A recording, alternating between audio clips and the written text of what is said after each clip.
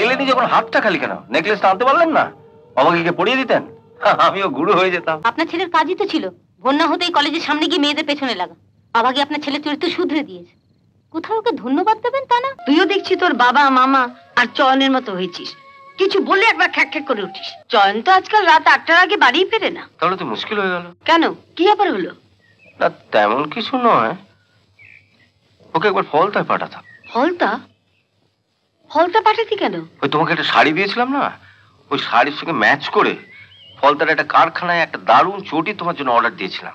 শুনলাম নাকি হয়েও গেছে। আচ্ছা, কাল তাহলে চয়নকে পাঠিয়ে। হ্যাঁ, মুশকিলটা তো ওইখানে। শুনছি নাকি কাল থেকে কোম্পানিতে লক আউট হচ্ছে। আজকে সন্ধ্যের মধ্যে চটিটা না আনতে পারলে আর পাওয়াই যাবে না। তপন, তপন তুই একটু কষ্ট করে জানা ভাই। আমি আমার জন্য একটু কষ্ট। আমি হ্যাঁ, অফিসের কাছে মাথাই তুলতে পারি না, কি আজে বাজে বলো। আমার ব্যাপার হলে যত তোর কাজের চাপ পড়ে। ঠিক আছে। হ্যাঁ রে তপন, চটিটা কেমন রে? ও না দেখলে বলে বোঝানো যাবে না। ওই শাড়িটা পরে চটিতে পা ঢুকিয়ে আহা আহা। জড়ি টড়ি বেশ। জড়ি মানে কি? এই শাড়ির জড়ি আর চটির জড়ি মিলেমিশে একাকার। দারুণ। ও ভেবে লাভ নেই। যাকে কেন? কাল থেকে কোম্পানিতে স্ট্রাইক শুরু হচ্ছে। আজকে সন্ধ্যের মধ্যে চটিটা না আনতে পারলে আর পাওয়াই যাবে না। শোন না তপন, শোন না। আচ্ছা, অভাগীকে পাঠালে কেমন হয়? আমি যে ভাবিনি তা নয়, তবে এতটা পথ একা একা না পারবে না। পারবে না দিদি, পারবে না। আমি বলছি পারবে। একা একা ওইটুকু অতটা পথ যেতে পারবে না। পারবে না বলছি, তুমি কেন কথা বলছো? পারবে না তো শোনো। আমি বলছি পারবে, তখন থেকে পারবে না করছিস। পারবে? তো ঠিক আছে, তুমি অভাগীকে ডাকো, আমি ওকে বুঝিয়ে সুঝিয়ে একটা চিঠি লিখে দিই আর ওই বাসে তুলে দিই। অভাগী, ও মা অভাগী, একবার আয় না রে। আসছি কাকিমা। আয়, এসে গেছি। এবার তুই চিঠি টিঠি লিখে দে। এসেছি। পারবে? পারবে। ও আমার সোনা মেয়ে।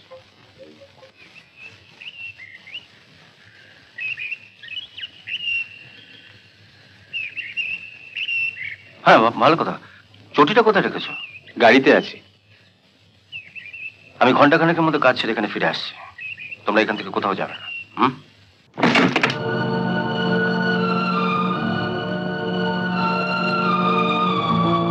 আপনি?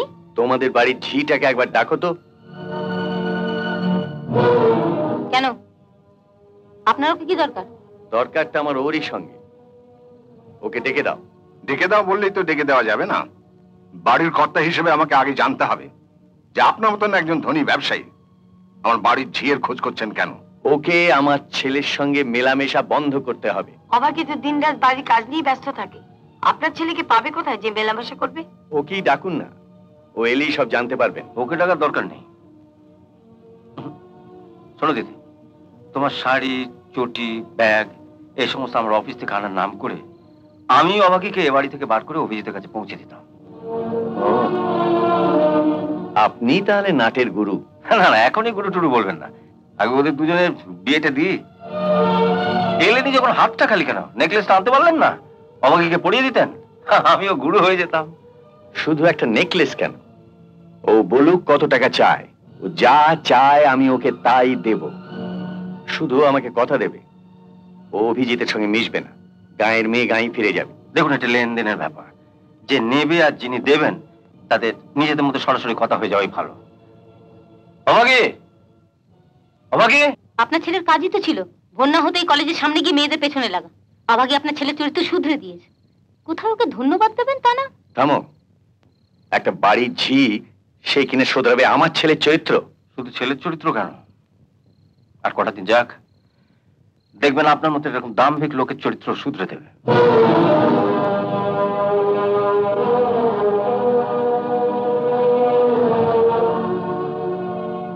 আমার ছেলে না জানুক, আমি জানি তোমরা গায়ের মেয়েরা কেন শহরে আসো। তোমাদের কাজই হলো বড় লোকের ছেলেদের ভুলিয়ে ভালিয়ে তাদের বাবার কাছ থেকে মোটা টাকা আদায় করে গায়ে ফিরে যাওয়া। আপনি বলতে চান শহরের সব বড় লোকের ছেলেরা ভেড়া? কোন ছেলে ভেড়া তা আমার জানা নেই, কিন্তু আমার ছেলেটি একটি আস্ত ভেড়া না হলে এত মেয়ে থাকতে তোমার মতো একটা ঝিকে বিয়ে করতে চায়? তাই এখানে এসছেন কেন? ভেড়াটা তো বাড়িতেই আছে, পিটিয়ে মানুষ করুন গে। ওসব বাজে কথা রেখে বলো, কত টাকা পেলে তুমি আমার ছেলেকে ছেড়ে গ্রামে চলে যাবে? আপনার ছেলের সঙ্গে তো তেমন ভাবে মিশলামই না। আগে ভালো করে মিশে খবর নিই আপনার ব্যাংকে কেমন টাকা পয়সা আছে, তারপর নয় আপনাকে কি বলবো। টাকা পয়সার ব্যাপারটা সবার সামনে না বলাই ভালো। এমন সুযোগ তো জীবনে নাও আসতে পারে। তাই একটু ভেবে দেখতে হবে কত টাকা পেলে আমার জীবনে সব অভাব মিটে যাবে। এই আমার অফিসের ঠিকানা, যে কোনো সময় গিয়ে টাকাটা নিয়ে আসতে পারো। এনি অ্যামাউন্ট, যা চাইবে তাই পাবে।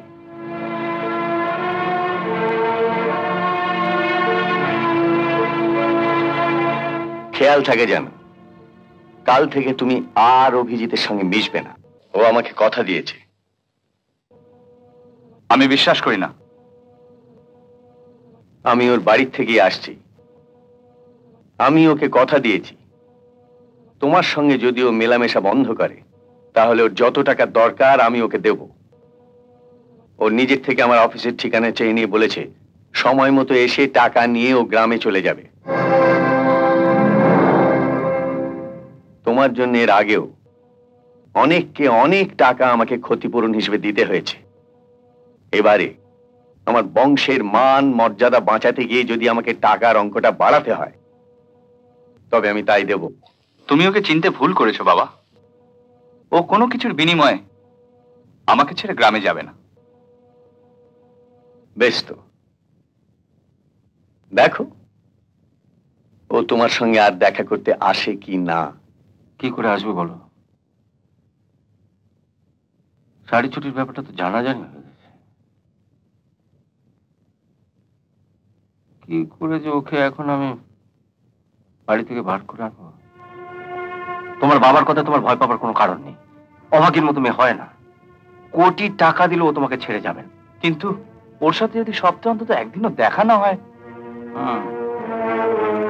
বুঝেছি, কিছু একটা আপনাকে করতেই হবে।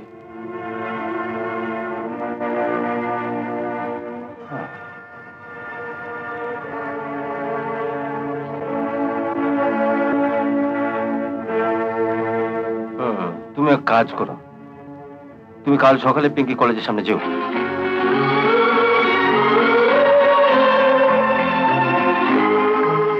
এত দেরি হলো? বাবা, কত কায়দা করে দিদি বের করলো। শাড়িটা তো দারুণ, তোমায় যা দেখাচ্ছে। দিদি পড়তে দিয়েছে। না ওঠো। কোথায় যাবে? আমেরিকা? হ্যাঁ, মাত্র 7 দিন পরে আমেরিকা থেকে আসবে, বিয়ে করে বউকে নিয়ে চলে যাবে।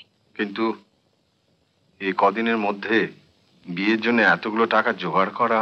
অত শত আমি জানি রে বাপু, তুমি যেখান থেকে পারো টাকা জোগাড় করো। একবার এই হতভাগীর জন্য আমার মেয়ের বিয়ে ভেঙে গেছে, আবারও যদি ভেঙে যায় তাহলে কি ওই মেয়ের আর কোনোদিন বিয়ে হবে ভেবেছো?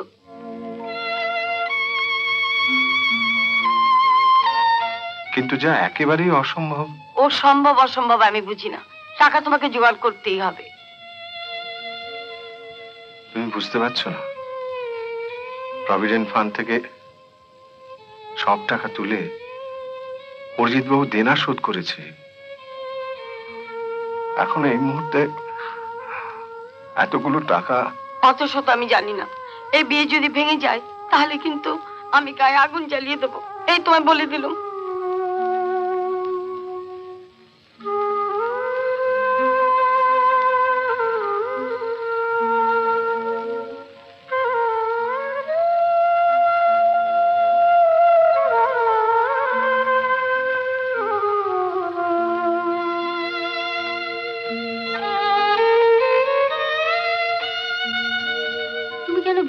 মাথা খারাপ করছো মা, যেটা আমার কপালে নেই। তোর বাবা টাকা নেই বলে তোর কপালে বিয়ে নেই? টাকাগুলো যদি ওভাবে নষ্ট না করতো, ওই হতচ্ছাড়ি অভাগী ওকে আমি গ্রামে পাঠিয়ে ছাড়ব। দেখো মা, ওই বিয়েটা ভাঙার পেছনে অভাগীর কোনো দোষ ছিল না, তুমি সেটা ভালো করেই জানো। কেন শুধু বেচারিকে বারবার এর মধ্যে টেনে আনো?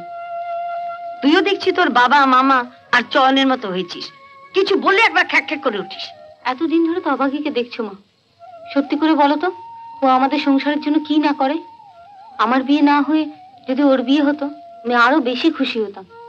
এখানে আমার বাবা মা দাদা সবাই আছে, ওই হতভাগীর কি আছে বলো তো মা? ওর ভাবনা ছেড়ে এবার নিজের কথা ভাব। একবার তোর মামাকে টাকার কথা বলবি নাকি? আমার থেকে তোমার ভাইয়ের অবস্থা তুমি আরো ভালো করে জানো মা।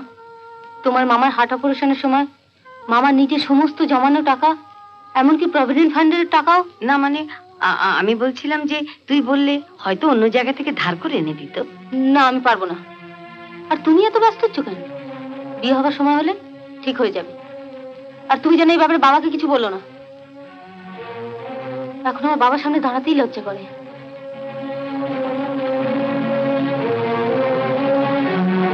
তুমি একবার বাবার দিকে ভালো করে তাকিয়ে দেখেছো? চিন্তায় চিন্তায় বাবার শরীর কি হয়ে গেছে, রাত্রে বোধহয় ভালো করে ঘুমোতেও পারে না।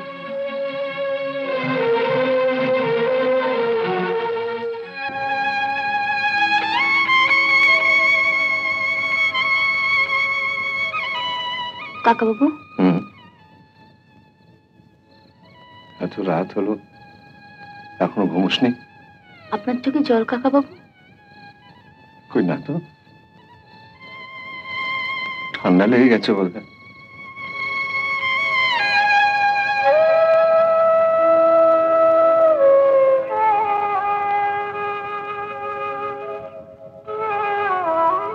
নিচে চলুন কাকা বাবু, কাকিমা ডাকছেন।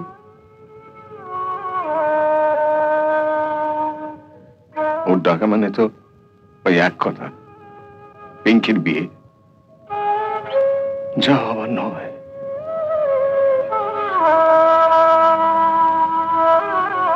আমি জানতাম এই সংসারে এমন একটা কিছু ঘটবে। মাস্টারমশাইকে চোখের জল ফেলতে ফেলতে এই বাড়ি থেকে চলে যেতে হয়েছে। মাথার উপর ভগবান বলে তো কেউ আছেন? মাস্টারমশাই চোখের জলের দাম এই সংসারকে চোখের জল দিয়ে দিতে হবে।